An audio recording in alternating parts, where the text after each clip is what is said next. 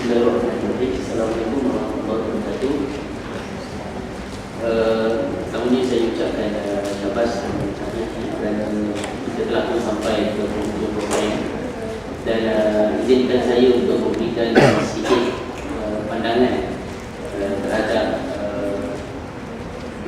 short presentation yang telah dilakukan tadi terhadap beberapa perkara yang mungkin wajar untuk kita berikan sedikit perhatian. Misalnya dalam kes yang pertama, apabila ada disebutkan di situ tentang origin pesakit berkenaan, apabila dia mangsa kepada gempa bumi yang berlaku di Pakistan. Jadi saya rasa mungkin kita perlu tambah sedikit sensitiviti kita dari segi mengenal pasti apakah mungkin mazhab pesakit itu. Dari satu sudut, ianya akan memudahkan kita untuk mengagak apakah kecenderungan yang ada pada dia, then we can go from there. Misalnya umumnya lah, apabila seseorang daripada Pakistan ataupun daripada India, daripada Turki, mereka ini bermazhab Hanafi. Manakala yang biasa kebanyakan pasien Muslim yang kita jumpa di hospital di sini, umumnya mereka itu Syafi'i. Dan seperti mana yang telah saya sebutkan di awal presentation saya siang tadi ataupun hari tadi, sudah malam apa ni, kalau sekiranya dia bermazhab Syafi'i, umumnya kecenderungan ataupun background yang dia telah terima, kalau dia terima dari segi pelajaran formal education yang dia dapat, dia akan cenderung kepada qada. Dan kalau dia bermazhab Hanafi secara spesifik dan juga pada mazhab-mazhab yang lain, umumnya dia akan cenderung kepada tidak mengqadakan solat tadi lah. So dengan mengenal pasti mazhab pesakit, it might help you to deal with him over more effective pada pandangan saya lah. Itu perkara yang pertama, ya.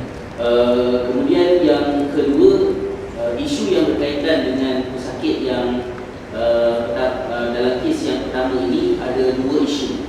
Isu yang pertama ialah isu terdapatnya najis pada badan pesakit. Kemudian yang kedua, najis itu pula adalah dalam kategori apa yang diistilahkan khususnya dalam mazhab Syafi'i sebagai najis yang bersambung, najis yang connected dengan kita. So that might be the issue for the patient to raise apabila kita timbulkan benda ni lah. Jadi seperti mana yang sebenarnya saya tak ada sebut, tapi ada dalam nota saya, yang mana dalam nota saya itu dijelaskan bahawa apakah hukumnya untuk seorang pesakit mengerjakan solat dalam keadaan dia tidak dapat menghapuskan najis. In this issue, ulama telah mengasingkan perbincangan kepada tiga, iaitu sama ada najis itu di badan, ataupun najis itu berada di pakaian, ataupun najis itu berada di tempat dia nak mengerjakan solat. So tiga-tiga ni cara kita berbeza dari segi hukum. In general, kes yang berlaku kepada lelaki ini ialah najis berada di badan. Najis berada di badan, ulama sepakat semua sekali mazhab bahawa dia perlu mengerjakan solat dalam keadaan najis itu ada, tapi diminimumkan. The only point yang mereka berselisih pendapat ialah Syafi'i menuntut supaya walaupun telah solat dilakukan, nantinya kena qada, manakala mazhab-mazhab yang lain mengatakan bahawa solat itu adalah solat yang valid dan tidak perlu lagi untuk qada. Ada pelbagai argument, tapi dari masa yang sedikit ni tak perlulah untuk saya bincang dengan panjang lebar. Tetapi seperti yang saya sebutkan tadi, bahawa first of all, saya harap bila saya dan Dr. Latif sebut bahawa ada banyak pendapat, so tak ada, there is no orang kata finalize, ini saya harap tidak akan menyebabkan anda terawang-awang.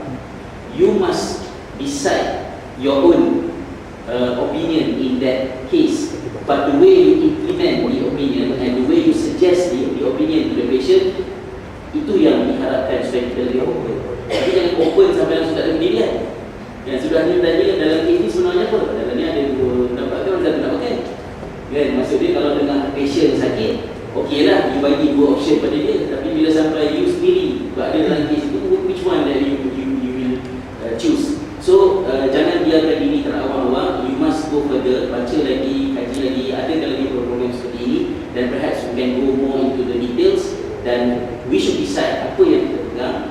Kemudian baru kita betulkan approach kita terhadap sakit dalam keadaan ada berbagai pendapat di situ. Itu yang pertama. Kemudian yang kedua, kes yang kedua ini, isunya ada, maksud dia kita kena pasti dia ambil package yang mana. Maksud saya package yang pertama iaitu satu tayamum untuk satu solat, dan package yang kedua satu tayamum untuk selagi mana tayamum itu tidak batal. Okay, then we can go from there. Kalau ditanya kepada saya, maknanya personal apa yang saya pegang lah, ya. Saya lebih cenderung kepada pendapat yang kedua, iaitu tayamum kekal valid untuk membolehkan orang itu bersolat sehinggalah tayamum itu batal dengan perkara-perkara yang membatalkan tayamum, which is sama dengan benda-benda yang membatalkan wudu. So if someone is performing dia ambil tayamum, lepas tu kemudian dia semayang zuhur dengan asar jamak, for example, and then still there until bila masuk waktu maghrib, dia continue terus, maknanya tidak menjadi masalah, kecuali kalau sekiranya dia kentut ataupun dia maknanya memegang kemaluan so lah sampai kepada akhir. Tetapi kalau kita lihat kepada suggestion yang diberikan oleh mazhab Syafi'i bahawa satu tayamum hanya valid untuk satu solat, nasihat itu lebih kepada, kalau dalam bahasa Arab disebut sebagai bibabil ihtiyat, maksud dia untuk perhatian supaya tidak terjebak dalam perselisihan ulama.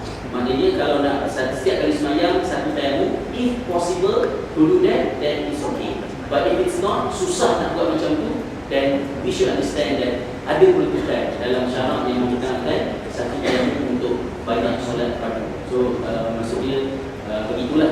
Jadi dalam kes yang seperti ini, kalau sekiranya dia berpegang dengan pendapat satu tayamum hanya harus untuk satu waktu solat saja, seperti mana yang dinasihatkan oleh a learned friend who advise him in this case,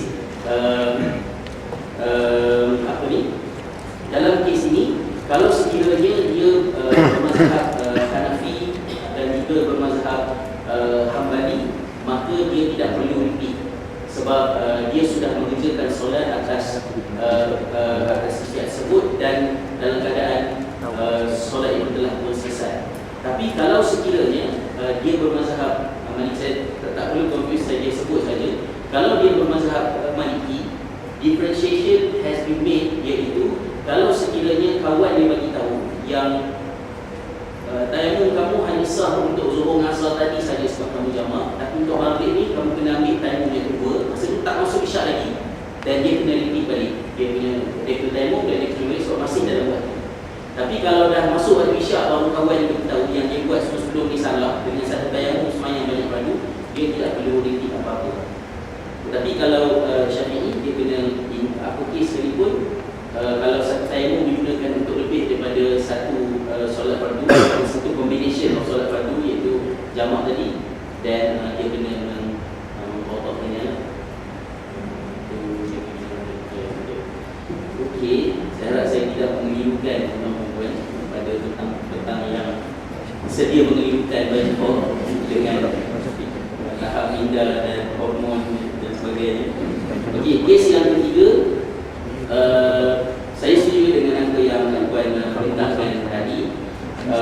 Walau bagaimanapun di alam realitinya mungkin ada satu poin yang perlu kita tambahkan untuk disempurnakan, iaitu communication.